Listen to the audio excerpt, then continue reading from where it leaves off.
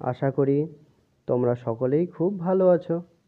আজ আমি ষষ্ঠ শ্রেণীর সাহিত্য মেলা বই থেকে শক্তি চট্টোপাধ্যায়ের লেখা একটি কবিতা মন ভালো করা, সেই কবিতাটি নিয়ে আলোচনা করব।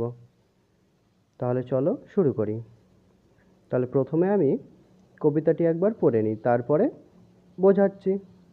দেখো, বলেছে, মন ভালো করা রোদ্দুর কেন মাছরাঙাটির গায়ের মতন, হ্রস্ব দীর্ঘ নীল নীলান্ত কেন ওর রং খর ও শান্ত, লাল হরিদ্রা সবুজাব বন, মন ভালো করা রোদ্দুর কেন মাছরাঙাটির গায়ের মতন। মাছরাঙাটির গায়ে আলো পড়ে, হাওয়ায় বাতাসে পাতারাও নড়ে, মাছরাঙাটির গায়ে হাওয়া পড়ে, মন ভালো করা রোদ্দুর কেন মাছরাঙাটির গায়ের মতন। তাহলে চলো এবার আমরা একটু একটু করে বুঝে নিই। তাহলে প্রথমেই দেখো দেওয়া আছে, মন ভালো করা রোদ্দুর কেন মাছরাঙাটির গায়ের মতন। তাহলে কবি এখানে বলতে চাইছেন যে গাছের ডালে বসা মাছরাঙা পাখিটি কবিকে ভীষণভাবে কল্পনাপ্রবণ করে তুলেছে। মাছরাঙা পাখির রং ও তার বৈচিত্র্য কবির বিষণ্ণ মনকে ভালো করে দেয়। তাই কবির জিজ্ঞাসা, মন ভালো করা রোদ্দুরকে মাছরাঙার গায়ের মতন দেখতে কেন? হ্রস্ব দীর্ঘ নীল নীলান্ত কেন ওর রং খর ও শান্ত, লাল হরিদ্রা সবুজাব বন, মন ভালো করা রোদ্দুর কেন মাছরাঙাটির গায়ের মতন। এখানে হ্রস্ব কথাটির অর্থ ছোট বা হালকা, আর দীর্ঘ কথাটির অর্থ লম্বা বা অধিক। মাছরাঙার গায়ের রঙের মতন নীল রঙের আভা সারাদিনের রৌদ্রের উত্তাপে ও উজ্জ্বল বর্ণে প্রকৃতিতে ছড়িয়ে আছে। প্রকৃতির বর্ণময় অকৃপণ দানে মাছরাঙার শরীরের রঙের সঙ্গে সূর্যের আলোয় আলোকিত সমুদ্রের আদিগন্ত নীল আভাকে অনুভব করেছেন কবি। মাছরাঙাটির গায়ে আলো পড়ে, হাওয়ায় বাতাসে পাতারাও নড়ে, মাছরাঙাটির গায়ে হাওয়া পড়ে, মন ভালো করা রোদ্দুর কেন মাছরাঙাটির গায়ের মতন। মাছরাঙার গায়ে রোদ পড়লে মনে হয় বাতাসে পাতা নড়ছে, আর সেই সঙ্গে মাছরাঙার দেহেও বাতাস লাগে। তাই কবির জিজ্ঞাসা, মন ভালো করা রোদ্দুর মাছরাঙার গায়ের মতন কেন? ফলে এই কবিতাটি পড়ে আমরা বলতে পারি, কার কিসে মন ভালো হয় জানা দুষ্কর, প্রকৃতি কিংবা প্রকৃতির সামান্য কোনো উপাদানও মানুষের মন ভালো করে দিতে পারে। তেমনই একটি উপকরণ মাছরাঙা পাখি। মাছরাঙার নীলাভ রং প্রকৃতির লাল হলুদ সবুজ শান্ত খর সব রকমের অনুভূতি এনে কবির মনের সার্বিক ভাবকে ফুটিয়ে তোলে। এভাবেই কবি প্রকৃতির মাধুর্য উপলব্ধি করে মনে প্রশান্তি আনেন। এবার চলো তাহলে হাতে কলমে যে প্রশ্নগুলি দেওয়া আছে সেগুলির যথাযথ উত্তর কী হবে সেগুলি আমরা জেনে নিই। দেখতে পাচ্ছ, প্রথমেই কবি শক্তি চট্টোপাধ্যায় সম্বন্ধে দেওয়া আছে, সেটা একটু পড়ে নিই। কবি শক্তি চট্টোপাধ্যায় জন্মগ্রহণ করেন 1933 সালে এবং মারা যান 1995 সালে। বাংলা ভাষার অন্যতম প্রধান কবি।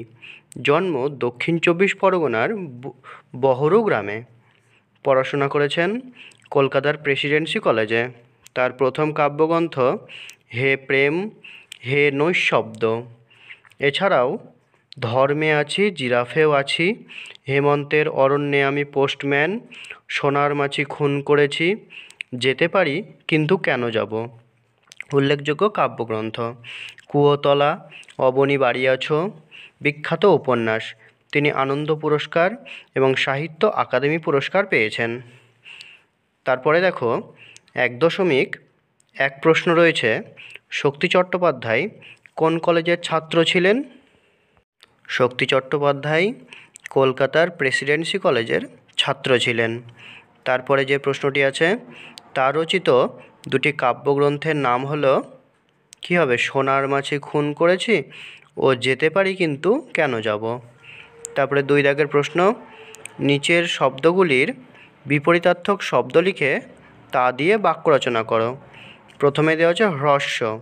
হ্রস্ব শব্দের বিপরীত শব্দ হলো দীর্ঘ। দীর্ঘ দিয়ে একটা বাক্য তোমরা নিজে থেকেও বলতে পারো। আমি একটা বলে দিচ্ছি, দীর্ঘ পথ অতিক্রম করতে হবে। তারপরে খর। খর থেকে হবে বিপরীত শব্দ মৃদু। হেমন্তের মৃদু হাওয়ায় ঘুমিয়ে পড়লাম। তারপরে আছে শান্ত। শান্তর বিপরীত শব্দ হবে অশান্ত। অশান্ত পরিবেশে থাকা কঠিন ব্যাপার। তারপরে 3 নম্বর দাগের প্রশ্ন রয়েছে, নিচের শব্দগুলি কোন মূল শব্দ থেকে এসেছে লেখো। প্রথমে দেওয়া আছে রোদ্দুর। রোদ্দুর এসেছে রৌদ্র থেকে। গা। গা এসেছে গাত্র থেকে। 4 নম্বর দাগে রয়েছে, হাওয়ায় বাতাসে পাতারাও নড়ে। হাওয়া বাতাসের মতো একই অর্থবোধক 5টি শব্দবন্ধ রচনা করে স্বাধীন বাক্যে প্রয়োগ করো। কি বলতে পারি আমরা? প্রথমে বলতে পারি ঠাকুর দেবতা। ধার্মিক ব্যক্তি ঠাকুর দেবতা নিয়ে কোনো রকম বিদ্রূপ পছন্দ করেন না। লজ্জা শরম। মানুষ হতে গেলে একটু লজ্জা শরম থাকা দরকার। তারপরে বলতে পারি কাগজপত্র। কাগজপত্র না দেখে কিছু বলা যাবে না। হাটে বাজারে। আজকাল হাটে বাজারে লোক সমাগম বেড়েছে। মাথামুন্ডু। তোমার কথার মাথামুন্ডু আমার বোধগম্য হচ্ছে না। তারপরে 5 দাগে রয়েছে, মন ভালো করা। নীল নীলান্তর মতো একাধিক শব্দবন্ধ তৈরি করো। মানে একাধিক শব্দ মিলে একটি শব্দ তৈরি হয়েছে, এরকম শব্দ আমরা বলতে পারি যে সব্যেছির দেশ, জনগণ মন অধিনায়ক।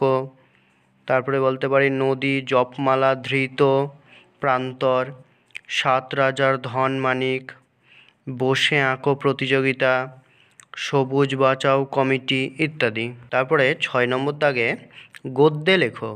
মন ভালো করো রোদ্দুর কেন মাছরাঙাটির গায়ের মতন। এটিকে গদ্য ভাষায় বললে হয়, মন ভালো করা রোদ্দুরকে মাছরাঙার গায়ের মতো দেখতে কেন। তারপরে 7 দাগের যে প্রশ্নগুলি রয়েছে, 7.1 রয়েছে কবিতায় কবি মনে কোন কোন প্রশ্ন জেগেছে তা নিজের ভাষায় লেখো। উত্তরটি হলো, কবিতায় কবি মনে প্রশ্ন জেগেছে, মন ভালো করা রোদ্দুরের রং মাছরাঙাটির গায়ের রঙের মতো হবার কারণ কি।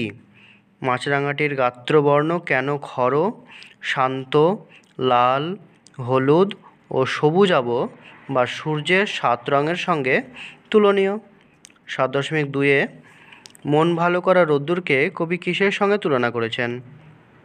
উত্তর, মাছরাঙা পাখির গায়ের রং লাল, হলুদ ও সবুজ রঙের মিশ্রণ দেখা যায়। কবি মন ভালো করা রোদ্দুরকে মাছরাঙা পাখির গাত্রবর্ণের সঙ্গে তুলনা করেছেন।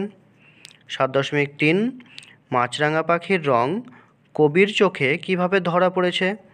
মাছরাঙা পাখির গায়ের রঙে বিচিত্র বর্ণের সমাবেশ, সেখানে খর ও শান্ত, লাল, হলুদ ও সবুজের আভা দেখা যায়। মাছরাঙা পাখির গায়ের রং কবির মনকে ভালো করে দেয়। 7.4 গাছের ডালে বসা মাছরাঙা পাখিটি কিভাবে কবি কল্পনাকে প্রভাবিত করেছে তা বুঝিয়ে দাও। সৌন্দর্য পিয়াসী কল্পনাপ্রবণ কবি শক্তি চট্টোপাধ্যায় মাছরাঙা পাখির বিচিত্র বর্ণ দেখে মুগ্ধ হয়েছিলেন। কল্পনার দৃষ্টিতে কবি মাছরাঙা পাখির গাত্রবর্ণে সূর্যের বিচিত্র বর্ণচ্ছটার হদিশ পেয়েছিলেন। সেই দৃশ্য উপভোগ করে কবিচিত্ত আনন্দে আত্মহারা হয়েছিল। তাই তিনি তাৎক্ষণিক দুঃখকে বিস্মৃত হয়ে আনন্দে মাতোয়ারা হয়ে উঠেছিলেন। তাহলে মন ভালো করা কবিতাটি ও হাতে কলমে যে প্রশ্নগুলি দেওয়া ছিল সেগুলি সমস্ত আলোচনা করা হলো।